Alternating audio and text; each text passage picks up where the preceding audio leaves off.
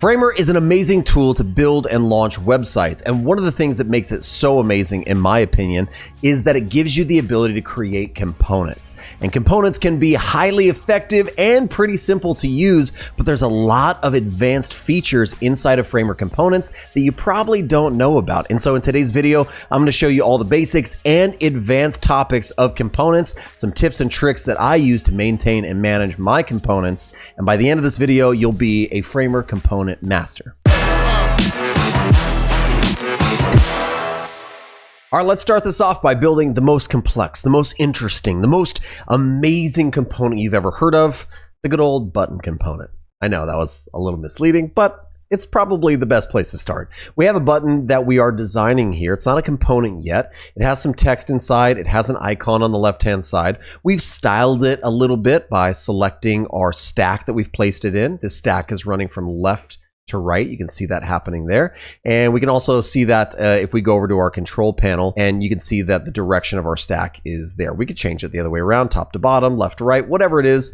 But I like creating buttons out of stacks because that would allow us to extend the button. As the size of the button or the text and elements inside expand, so goes the button. And you can see that means that our width is set to auto. It's going to fit. That's exactly what we want. Now from here, this is where we start a little bit of that component workflow. If you can already think ahead and know that your component might have lots of extra elements or components inside of it, then you're going to want to try to put all of that into your original component. In our case, we have a button and we have an icon on the left-hand side, but maybe I want another icon. Maybe later on, I can see myself having a button with just the text label, maybe the text and icon left, text icon right, maybe just a single icon. So all of these things are kind of variations or variants that are in my mind. I'm going to throw it all in and the kitchen sink right now before I go ahead and create my component. Once I have it, I've named that stack, I've named it button, and I can actually hit Command K to bring up my runner inside of Framer, and I can start typing the word create, and you're going to get a bunch of options here. In our case, we want to hit create component, and there is that great hotkey right there we could use instead. Once we do that, it brings up our little naming dialog. We want to name that button, and we're going to hit that, and it's going to bring us directly to the component editing environment. This is our master component. You can see up here, we were working on the home page, and now our little breadcrumb tells us we're specifically working on the button component. Everything we do here is going to be reflected on any instance of that component in the rest of our site. So if I go back to my site, and you can see now this is an instance of that component, and I can have multiple of them. I can head up to my assets panel and grab a button out from there if I want. So now I have multiple instances. But if I double click on that button and we want to change this from blue to maybe a purple color, we could do that here. It's going to change on every instance. And that's really the main draw or feature the components, is having some sort of master element. That way we can edit it one time and it reflects on all of our pages of our website in every area that thing is used. That is how simple it is to make a component. Now let's talk about some further or more advanced topics like states and variants. All right, we're back inside of our component editor and we have our primary component built. You can see it says primary on it, and that is very important to remember. We've also renamed this component just to be our default button, and it is kind of a squared, kind of flat looking button. Well, what if we want maybe a pill form or a rounded version of this button? Do I have to go through that whole process and create an entire another component just to have a rounded button? No, absolutely not. We can come into our component we've created, and instead of creating a separate component, we create a variant of this component. When I select my primary component, you can see I have an option to create a variant here and a state, like a hover or press state. Let's do our variant first. We just click on that. It's basically going to duplicate it over. And why don't we name this one, for instance, pill, and let's just do one more, and you can see that now we have a third one here, and we'll call this one rounded. Okay, and why don't we come in and just make a couple stylistic changes? Like for instance, we'll grab our pill button and we will just grab down here, we'll hit our radius, and why don't we just go 360? That's going to give us a pill version. And why don't we just do something like all the way down, radius, we'll do something like 16. That'll make a slightly rounded button, maybe something a little less like 8. Great. Now we have these 3 variations of the same component. When we come out to our project, I can actually now grab this top button and scroll down on the right-hand side, and we actually now have this component interface that we've created. We've started to build a little bit of a control panel. We can add lots of options inside of it. And that option that we have right now is to change the variant from default to maybe pill, and on this one, we could change it to rounded. Now we have one component with multiple different variations. We don't have to have a rounded button, pill button. It's all happening on that one component through the magic of variants. But right now, if we go ahead and prototype our website that we're building, we get no interactivity, so we might want to actually start jumping in to the idea of adding states to our button. So I'm going to jump back into my component editor, and each one of these variants now has the option or the opportunity to create a hover or a pressed state, just a different state of the same variant. So I'm going to click on it. I'm going to say hover, and I'm going to take that hover that I have there. I'm just going to change the color to black. And why don't we do that really quickly for the rest of these as well. I'm going to make hover there. I'm going to grab both of these and we'll turn them to black at the same time. But you'll notice when I click on a variant, I actually get a little line that's running in between that variant and its different state, its hover state.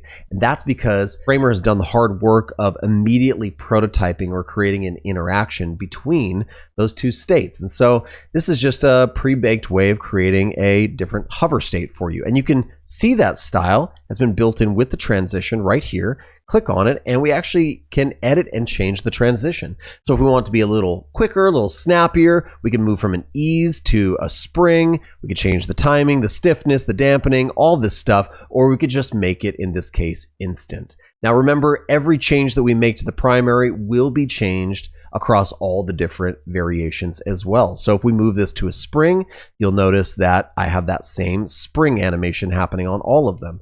But if for some reason I want my pill to be a little bit different, I can click on it and change that to an instant, and that is going to be a one-off change from that master primary component to one of its different instances. So we can come back now and actually click on our project, Command P to preview. You can see we get an instant transition for our pill, but the rest of these will have a nice little animation or transition, time transition that's happening there. And with that, we have introduced the idea of variants and states. Now we're going to take it a step further by adding different variables onto those specific elements inside of our component. Now we have this one component with multiple different variants, and if I click on one of these instances, I can swap in between those, but this is still pretty limiting. I want to be able to change the label, dictate whether or not it has an icon on the left or the right, or not at all, whether or not it has a label at all, maybe even change some of the colors of the text or of the background of the button. And I want to do all of that without having to create different components or different variants. So instead of doing all of that, why don't we double click and go back into our component editor, and why don't we now introduce some variables to go on to that primary variant or component, and we can turn these and kind of tune this control panel to our liking. And so what we're going to do, the first thing is I really want to be able to update the text. So I'm going to actually grab the text label that's there. I'm going to come over to the right hand side, and you'll see that some of my options in text have a little plus next to it, and that plus represents the ability to actually create a variable. So I'm going to click variable, and I'm going to say, hey, I want to create a variable here. I want to create a plain text variable, and it's going to bring up all the variables that will go inside of our button. Let's call this one label, and by default it will say label, and we don't want it to be a text area. We just want it to be a single line. That's great. And now when we come here and actually click on our instance of our component, you can see we have the opportunity to start changing things. So we could have this one say buy now, and we can have this one say add to cart, and we can have this one down below just say the good old generic button, but we could probably spell the word button right. And now we have a little bit of on-the-fly control, which is important when you're designing websites, because I don't want to have to create a component, the add to cart button, and another component for the buy now button. I just want to be able to update these things individually. Well, why don't we do that with a bunch of the other properties that are on our primary component here. For instance, why don't we change the background color, or be able to change the background color? Right now it's set to purple, and I love that. I think that's great. But why don't we come in here and actually see that all of these have the plus symbol on it. So now we can come in and say fill, create a color variable, and we're just going to call this shorthand BG color, and it's set to purple. That's great. Why don't we do the same thing with the text here? I'm going to come in here and say create variable, and this is going to be TX color, or probably TXT color, something like that. And now we're going to do something even a little bit more interesting. Why don't we do we even want this label to be on our button at all? Well, we have this visibility option here in Framer. So it's currently visible. Why don't we hit create a variable? And this is going to be a toggle. You can see the different iconography that's being used here. This one's, we're going to be able to toggle it on and off. And we're going to say, is it visible? And we'll put, actually, why don't we put label like that? And it's going to be set to yes. And why don't we do the same thing for our icons? For instance, our icon on the left, that could definitely use a little bit of visibility. So let's go create a variable. We're going to say icon left with a question mark. And why don't we set that to no? You'll see how it kind of disappears. We'll do the same thing here. We'll go to visibility, create one. And in this case, we'll say icon right with a question mark. Let's set it to no as well by default. And again, because we were doing that on our primary, when we go back, we now have those options in the bottom right-hand corner for all of the different variants. So this is really cool. Now we can grab our button and we can say, hey, we want that to be the pill style. And now we can change the color a little bit. And maybe we can even change our text color to be dark inside. And why don't we turn on the icon left here in this instance? And that will allow us to either turn that one on, turn that one off. Maybe we like the white text so it matches a little bit more. For this one, we don't want the label at all, but we just want a single icon. And this one down here is the label only. And just like that, we've added a bunch of property controls via our variables directly on the components. And it's still just one button component, which is great. Now that we've created one component that has lots of complexity, lots of options, why don't we actually talk about nesting that component, and then we'll build out a couple of fun interactions. So I'm going to jump into my project. I'm just going to drag in a button, and I'm going to duplicate it so we have two instances of that button. And I'm going to come down to my control panel, and I'm probably going to make this one a little bit more on the blue side with a left icon. And I'll push this one over here to the right. And this one will have a right icon. That's fine. And why don't we change the label here for this one to say buy now, or actually, why don't we do something like favorite, something like that. That's not how we spell the word favorite. And then this one should say something like add to cart, something like that. Okay, great. We got two buttons. I'm going to grab both of them. I'm just going to add them to a stack so they're just constantly spaced. And maybe this is a pattern that I'm going to use a lot throughout my application or throughout my website. I think I probably want to turn that into a component. So now we're taking something that we have here, like we're calling this a button row, and it has two components inside. Let's turn that into a new component using our hotkey command. And I'm just going to create that button row. And there it is. Our button row, it has been created, and it is always made up of our previous components. So from here, I can actually still double click and look at our breadcrumbs from home to button row into the button. And now we can actually make some changes here. So for instance, if I don't like the font that we're using here, maybe I want to use something else like Philippa.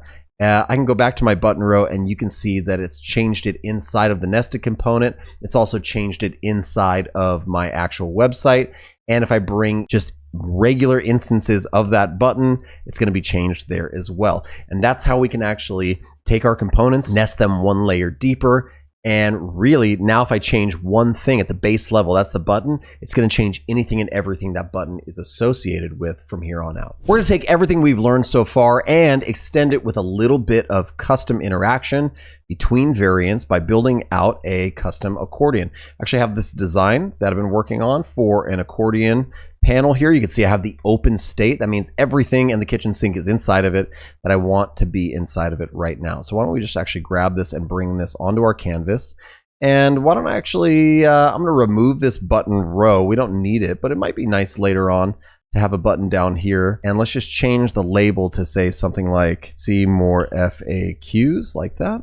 And you could imagine an interface where we are lining these things up in the center. Let's line this one up in the center. And we have a series of FAQs all stacking up on top of each other. But we also have like a closed version. Well, we're gonna have to build that out. Why don't we build it right here with this? So I'm just gonna rename this stack that I have to be FAQ, and I'm gonna turn it into a component using the hotkey. So create that new component. I'm directly into the component editor space, and what I want to do is I want to create a variant of this. So immediately over here, I'll create that variant. And why don't we just move directly into our primary, and I'm selecting that here. I'm just going to rename that to be something like open, and the other one I want to be closed, just like that. Okay, great. So now I have the open version. It's exactly what we want it to do. Why don't we move into the closed version, and we will actually just take the opacity of this down, and then we will set visibility to no, which will actually kind of tuck everything up. And why don't I just come over here really quickly and just rotate this thing back to 0 degrees. Or actually maybe something, what was it at? It was an X like that, something like that, back to a plus. So we get kind of that little interaction. And so great, we have visibility set here, and it's actually kind of important to note that we'll change the opacity and the visibility of our text, because we should get a little bit of an auto expanding interaction. Again, this thing is set to a stack, so it's going to expand to fill the space, or actually, excuse me, hug the contents. And that's exactly what we want. Now what we want to do is we actually want to grab this entire variant that we have here, and you can see we get that little interaction lightning bolt there. So we want to grab that and just drag it over to our closed view and say on tap. We don't want any sort of delay. And again, if we wanted to, we could open up the interaction. We could change things around, add a delay. We could also come down here and change the spring or the easing and the timing. We'll leave it just as the default for now. So why don't we close this up, and we'll do the same thing. On click of the entire row, we'll just head back on tap, just like that. And you could actually preview this, Command P, preview it right here inside the component editor, and just like that, you can see everything is working really, really good. So why don't we actually go back to home, because now we have a component here, and we can set this to the closed state like this, and then we could actually kind of like line these up a little bit. Why don't we put them in a stack? So we'll stack them up. They have a little bit of gap in between, maybe 8 pixels. And why don't we just keep adding some more of these and make sure that our stack is actually set to fit the content. Boom, it's going to fit all of them inside of there. And when we have one of them that's open to close, it'll push everything down. Why don't we Command P really quickly? We should be able to close that, open that up just like so. It works pretty good. It spaces things out. The only thing that we have to do here is probably come in and add some overrides for our question and our answer. So why don't we grab our content here and just add a variable. We'll call this one question. We want to be able to add something inside of there. So we'll just say, for our label, add a question here. Perfect. No placeholder. Text area. No, we don't want that. Let's come in here and do one more, and this will be content. In this case, we'll call this our answer, and then we'll put place your answer here. And we could make this a text area, so it's a little bit bigger. We could just keep it as is. Let's do text area. That way, this is what our users will see when they're updating the website. So that's great. Answer just like that. Fantastic. We should be able to go back now, and you can see each of these are blank, and they are ready for us to actually input our question and our answer. And just like that, we've built out an actual accordion menu that expands, opens, and closes through a custom interaction linking between those two variants. And it's not just hover states you can build. You can actually prototype and interact between the variants, which gives you a lot of things you can possibly do using Framer. Well, there you have it, some basic and advanced techniques of components, as well as some process and workflow tips. Hope you enjoyed the video. If you did, make sure to leave a thumbs up, subscribe to the channel. I do lots of videos about design as well as Framer development. So come on back and make sure you ring the bell so you know when more content comes out. If you have any questions, leave those down in the comments, and check the description for a bunch of helpful links to working with Framer. And I hope to see you in the next video.